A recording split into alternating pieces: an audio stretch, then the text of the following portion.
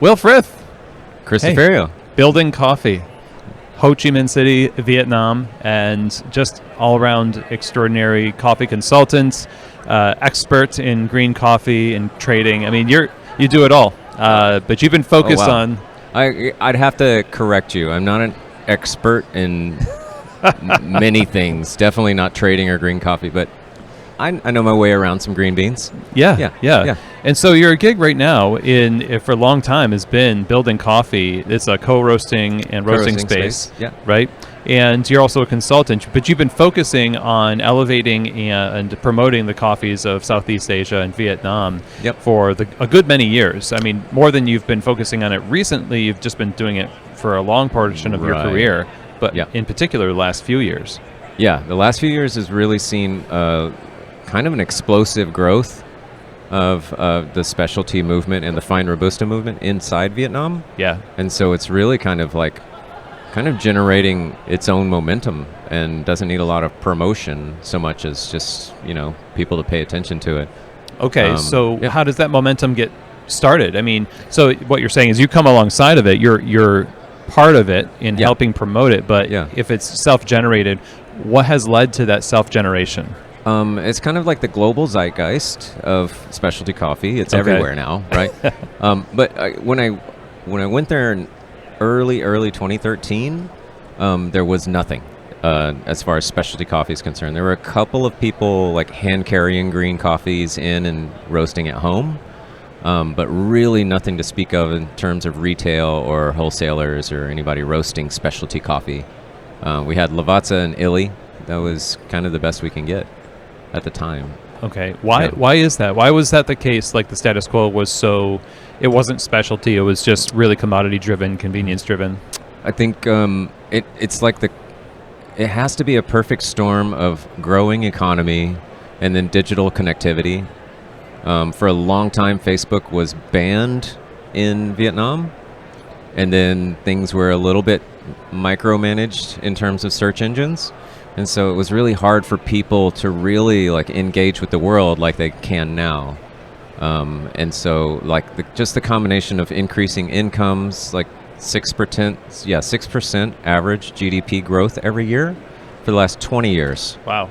And so that just takes time to build up, and then the middle class can afford to experiment and try things from outside. And that just kind of led to this snowball effect that's happening today.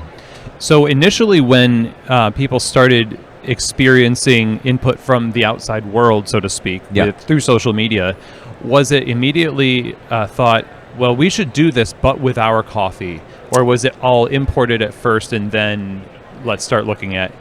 It's kind of a mix. There's just a little bit of everything there, and so there are some people who are very much still under the kind of paradigm that only coffees that we import from Melbourne, Australia are good. Everything else is crap, right?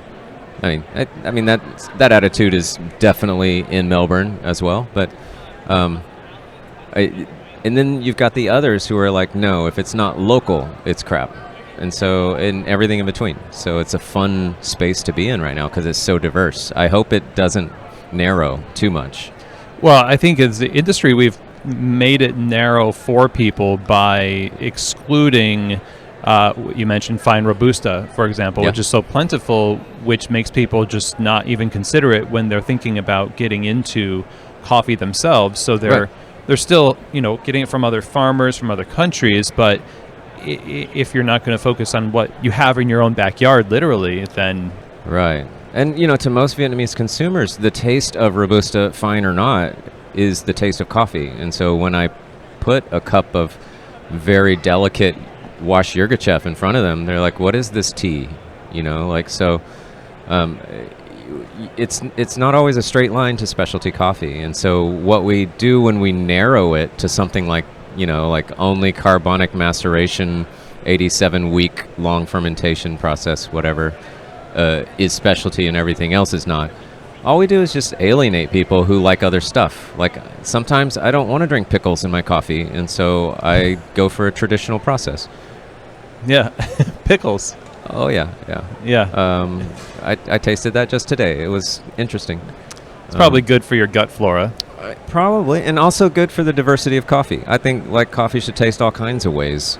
Okay, and so I'm interested in that part you mentioned about, and to people in Vietnam, the taste of coffee is Robusta, but then the coffee that is from still the same coffee, but roasted and brewed to an audience that is not accustomed to it, is it a are we doing a disservice by popularizing it in a way that is just for the palate of the Western palate? Yeah. It may be. Yeah. But I think just the thing itself being as authentic a version of itself as it can be is the best that it can do. Okay. Right? When it tries to please something, it becomes inauthentic. So I think really just good self-representation is the best we can hope for coffees like this. So this seems like a pretty validating time for a lot of coffees, well, especially in Vietnam. Yeah. And a lot of people are looking to Southeast Asia. The just Asian coffees in general, that people are rekindling their idea of what Indonesian coffee can be. Right. Coffees from Thailand, Right. coffees from China. And so what we're experiencing now, would you say it is sort of a feeling of validation that, yeah, we've had some really rich cultural elements here that now the greater industry is coming alongside and saying we're recognizing that. Is that rewarding or is that frustrating? No, it's immensely rewarding. I like positive attention. It's great. But, and I'm sure most of us do, but, you know, like everything is constantly evolving and responding to stimuli. So, you know, even coffee producer markets will continue to evolve. So, yeah, maybe I didn't like Indonesian coffees 10 years ago, but that doesn't mean I shouldn't look at a sample, right? I, for example, when I was a production roaster and a QC manager, I pretty much outright rejected anything wet hulled, right? I didn't enjoy that profile. And then I've come to learn myself, and the people who do wet hulling have come to learn different things about that process, and everything is improved, including the openness of my mind, you know, and and so now I can come back to it with a different set of experiences and expectations and enjoy it for what it is. So the connection of the industry to the community of coffee in Southeast Asia and their ability to not just get into maybe the third wave of coffee, but get into ideas around processing, like you just mentioned. Obviously, it's had a positive impact on, you know, giving some resources and saying there's some creative ideas out there that other countries are doing with processing that now they're aware of and they're experimenting with, and that's having a net positive effect. Correct. Yeah. Okay. And have you heard of a guy named Dr. Manuel Diaz? I have not.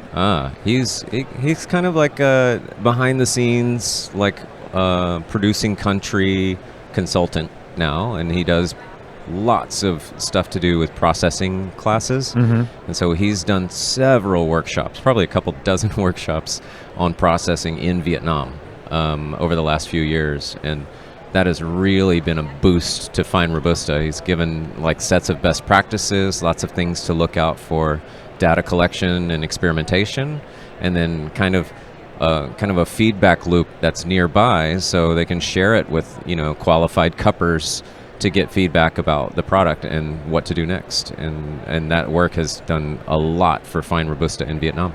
Right, so he's vetting the people that give feedback in a way, like so it's not just like random feedback. Right, it's very helpful feedback. R graders and Q graders in Vietnam, or invited from elsewhere to come judge lots of coffee. Yeah, it's just been year after year of slowly building this kind of vetting process. Do you feel that this would have happened still? This kind of, let's say, rise of Asian coffees right now, at least into the purview of specialty coffee in a unique way. Not that it wasn't there before. Right. If there wasn't also a lot more coffee shops serving their own coffee from in country. Yeah, that's an interesting question. I think like the cultural kind of movements and shifts that we've all experienced over the last, I guess, decade combining all the like really beautiful and all the ugly stuff from identity stuff that's happened within our culture, and how that kind of goes around the world and interacts with identity issues in other cultures, and just kind of mixes up. We're all globally connected. We're living digital lives in a way, and so these ideas kind of just get run through the ringer and shared and change, and they just come back to us differently, and it just offers all of this like variety of experience as well as variety of like products or whatnot. Yeah, I imagine it's really helpful not just to rely on the feedback of people from outside your country, but having roasters and retailers within Ho Chi Minh City, within Thailand and et cetera, that are saying, hey, now you don't need to go outside of this to different palates. Like the people who drink this coffee every day here are saying these things, and that also can impact what they do with the coffee. And even more simply, like, hey, we've had a few years of experience this. Are you ready to give like locals a try? Like it's just kind of like, it's like just being patient and flexible with that slow evolution of learning, and we're getting there now, so we can start to rely more on local people. That's awesome. Yeah. So when we hear you talk about this, and you were talking about this at Symposium, and we hear others talk about it, what's the reaction? What's the action that you would like roasters to have when approaching this? And they're looking for coffees to buy. Are there things that they should be looking for? How should they be approaching this? I think, like, just try your best to maintain an open mind, because you really can't nail down the flavor profile of an origin anymore, right? What does a Colombian coffee taste like, Chris? Right? These days it's anaerobic.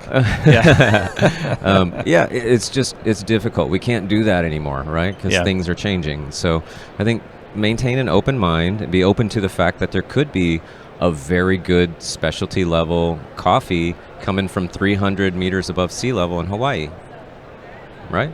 So crazy things happen, and we have to be here for it, and we have to be ready to experience it, because it's exciting. Well, we don't want to risk it sometimes because we want to go through the old channels and shaking off the dust and cobwebs is really hard to do, and especially during lockdowns and pandemics, we've gotten like very, I guess, kind of like ossified in our basements and living rooms, and it's really hard for us to like get up and stretch again and be active. So I just think just stay open-minded to possibilities. You might find some really damn good coffee coming from Texas one day. Who knows? I mean, it's just be ready to be surprised, because the world's awesome. And we are beholden to serve our customers and their expectations of our coffees. And so when we're open and we're experimenting with these different coffees, especially with different caffeine levels involved in Robusta, there's a fair amount of marketing, I think, that we need to do to prepare people for that, or even just build it into the kind of roasted coffee menu that we have. What would you say are some of the things that you've seen that are the most successful in helping people sort of draw that into their existing framework successfully? I think, like U.S., like stateside, I think Chromatic Coffee did a good job of bringing fine Robusta. Okay. They brought it in, and they just marketed it alongside their other coffees, and they just were transparent about it and shared the relevant info. Sometimes Robusta only has like 1.5 times the caffeine. Sometimes it has 3 times. It just has to be experiential. So, definitely don't experiment on your customer base, but, maybe share some of that process with them. Let them know it's a process and things are always changing. Okay. Yeah, well, it makes sense. I mean, I think the shot you gave me yesterday was 3 times. I don't know. Maybe it was just all the coffee I had. That's why I split doubles into 3 cups. See, a customer wants a double shot because they need to wake up. No, you can just have one. Robusta yeah. shot. Right. And do you want a single that cuts through 8 ounces of milk and you can still taste the coffee? That sounds great. Well, this is also something that people are talking about outside of just the flavor and the culture behind it. It's also something that people are looking to as kind of a savior or a helpful tool in the fight to help coffee be sustainable. Talk a little bit about why that is. Well, I mean, it's in the name. It's robust. It's quite, it's quite resistant to a lot of the pests and conditions that hurt Arabica. So, it's not like we're competing for land, so, we've got Arabica on the mountains, and then maybe in the foothills we've got Robusta. It can coexist.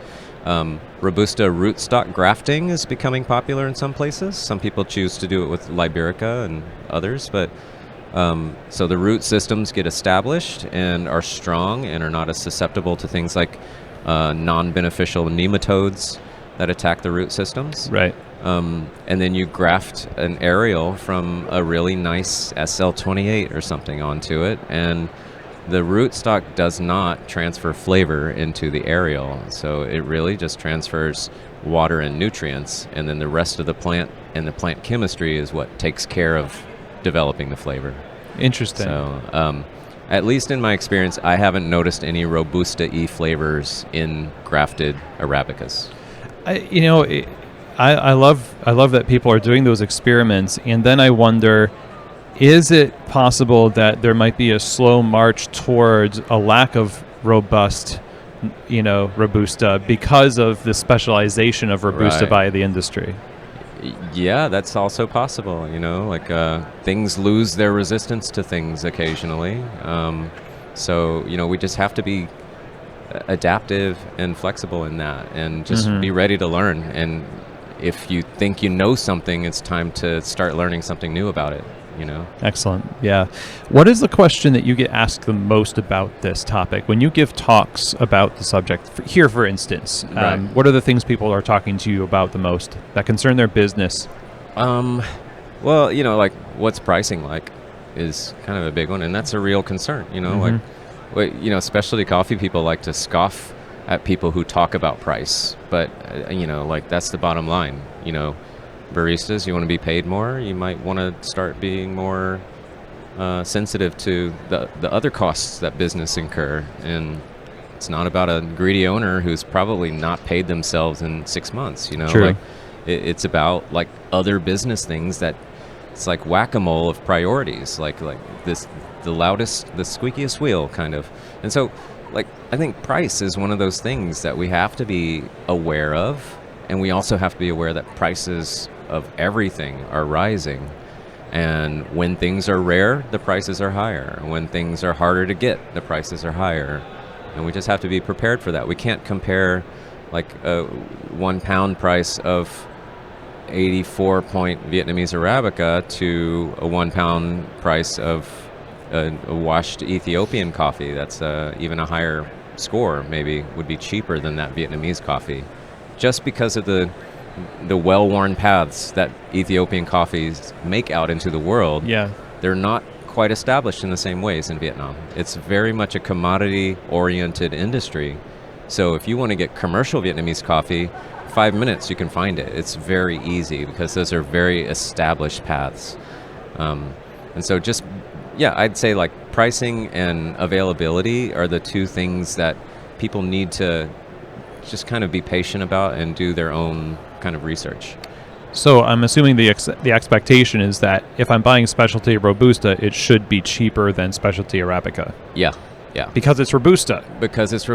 And don't expect anything. Every marketer of a product has their own costs. So you got to just be willing to talk about it, at least. Wow, that's expensive. They've probably heard that before, and they're willing to explain to you why. So it's much better than just casting it off based on a list of prices. That's a good point. What role does branding play in this? Because I hear a lot about, we're sitting basically adjacent to the Colombian booth, Colombian coffee booth, and there's Juan Valdez is taking pictures with people. They've done a great job branding their coffee. And other countries are doing similar things. Absolutely. Is that something that you see happening, or is it already happening with coffees from, for instance, Vietnam and other Asian origins? Yeah, I haven't seen anything on that level of like of Juan Valdez. Yeah, I mean, yeah. that's like such a powerful symbol in all of our minds, at least those of us of certain age. And it's great that it's like they're rejuvenating it and it's staying alive. I think that branding is one of the most important things that anybody trying to sell something needs to do. You know, like you probably heard it before. When you sell your company to someone, you're not selling them the assets or the operation. You're selling them the brand. Yeah. Because anybody yeah. can build an operations, right? Mhm. Like, so it's the brand that Nestle paid Blue Bottle for. It wasn't 9 cafes that made that much money.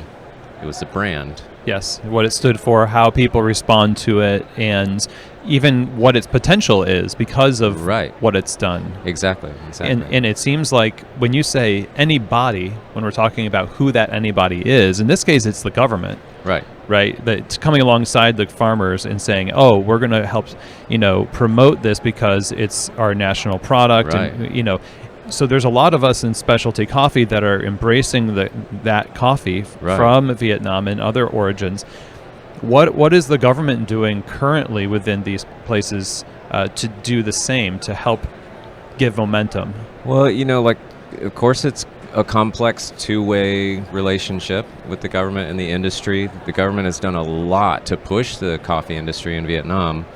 Learning the nuances of specialty and fine coffees that's a learning curve that I'm not sure the government has had yet. Mhm. Maybe they're on the curve now. It just takes like this kind of movement of educated and experienced professionals to kind of convince the government to do things. It takes a Will Frith. I'm an advocate for sure. I don't like it when maybe can I dish a little bit? I don't like it when people call themselves experts. Right. I feel like that's something that other people have to call them. Yeah, And I agree with that. And I don't know. I'm insecure in some ways, so like I feel uncomfortable when people call me that. But yes, it needs advocates, it needs experts, it needs technicians, all of it, to kind of help work together to push this. And Yeah. so the Vietnamese government has been very good at supporting its agricultural industries. Coffee, definitely, rice, and other products, and it just continues to evolve. So, Excellent. I mean, when we talk about this, I'm thinking about how 20 years ago, it wasn't. Third wave coffee was an inkling, and Yeah. it was kind of getting started. And Starbucks was its own thing. Right. Corporate coffee was its own thing. But because the industry advocated for itself, and Yep. it just kind of did what it did, right? It wasn't Right. trying to get big corporations to recognize it. Yeah. It was just trying to be successful in its own right. And But in some eventually ways, it they did. were running away from the big corporations, right? But Yes. um, Yeah. maybe we learned that everything is neither good nor bad. It's a tool, and it's what we do with those tools. Yeah. In terms of corporate structure and money and coffee and stuff like that. And you're creating your own path, in a sense. Exactly.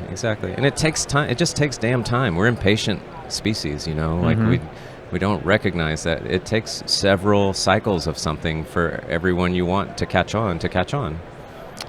So, what are your goals when you advocate for Vietnamese coffee, Yeah. specifically?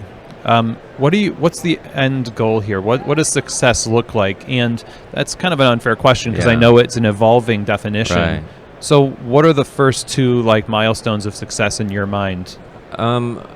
I think already a few of them have been achieved, and I've had to a pivot and do something else. One of those is a growing and exciting specialty market domestically. So Okay. there's domestic consumption of locally grown coffee, and what I feel like that does is it gives producers of specialty coffee in the country some sort of stability, something they can count on. Because strong domestic consumption leads to price stability for specialty producers.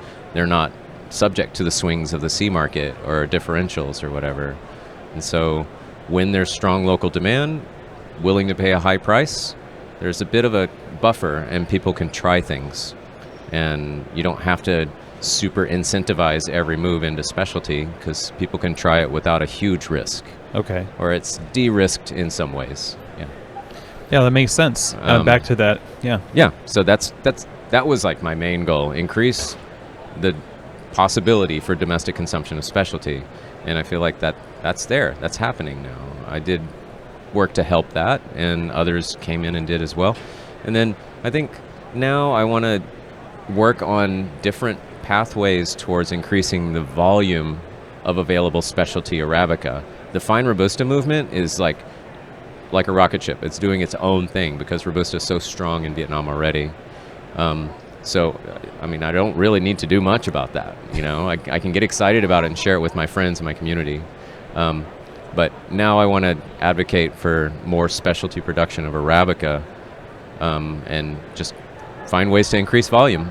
And those have been a few of the conversations I've had with people on the show floor this weekend. Okay, that's awesome. Well, I'm thinking also that it must be hard to convince people to put energy into something that doesn't show as much promise as Robusta in that culture. Yeah, exactly. It has to be like farmers who have been growing Arabica for a while, who already have it and who are kind of proud of their farm, proud of how they treat nature.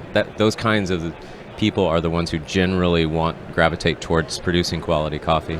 Yeah, it seems generational too. If you do this work, it may not be that you can convince people that have been set in their ways completely, but the next generation of farmer would be more connected than the previous. That's true. Make more risks. Yeah, and now that there's been kind of a couple of cycles of generational wealth accumulating, and I feel like, at least anecdotally, fewer of farmers' children are staying gone after college as long. And so they're actually coming back with a bunch of ideas being inspired by the domestic retail movement, domestic coffee movement in the cities that they go to university in, to come back to their parents' coffee farms and try to develop it as a small business rather than just something selling coffee cherry to traders, to local collectors. So the possibilities are not out there necessarily. They're out there is showing you what the possibilities are there back at home. Right. It's exactly like the same thing that happens when importers invite a delegation of producers to a consuming country where they have a lot of customers, so they can kind of see like the setting of where their coffee is being shared, and it just gives them a whole lot of different thoughts about that, you know. And they can bring it back and start planning a little differently, or at least a little bit more informed on their market. Awesome. Yep. Well, thanks for informing us. Yeah, Will, this has been great. It's been a pleasure, and I'm so happy to finally meet the guy I only used to watch on videos way back in the day. Back in the day. That's a phrase I've been using a lot this weekend. Yeah. Well, yeah, we are old, Chris. We are old, but we're better for it. We're young old. Don't you forget. Thank you, Will. Yeah, thanks a lot, Chris.